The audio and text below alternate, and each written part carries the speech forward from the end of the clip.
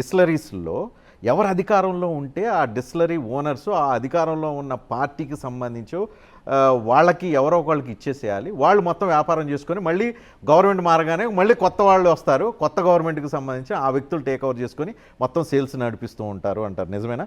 అందుకనే మీ గవర్నమెంట్‌లో ఉన్నప్పుడు ఎస్‌పీవై డిస్టిలరీస్ 20% ప్లస్ సేల్స్ చేసింది.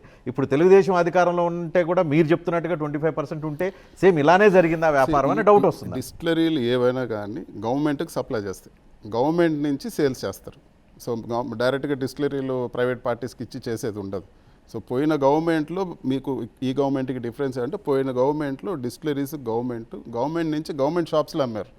సో ఈ గవర్నమెంట్లో ఏమంటే ప్రైవేట్ వాళ్ళకి ఇచ్చి మళ్ళీ అవన్నీ కూడా ఈరోజు బెల్ట్ షాపులు పెట్టి మొత్తం వాళ్ళే కార్టల్ లాగా ఫామ్ చేసి ఈరోజు సిండికేట్లు ఫామ్ చేసి ముందు రూపాయి అమ్మితే ఈరోజు రూపాయిన్నర అమ్ముతున్నారు. సో అప్పుడు స్కామ్ జరిగినట్ల ఇప్పుడు స్కామ్ జరిగినట్ల సింపుల్.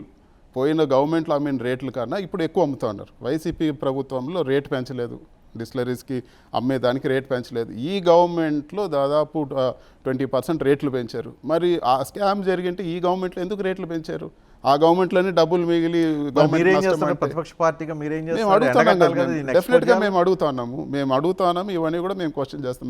మేము క్వశ్చన్ చేయడం వల్లే ఈరోజు మేము ఇన్ఫర్మేషన్ తీసుకోవడం వల్లే మాకు అన్ని ఈ డేటా వస్తూ ఉంది.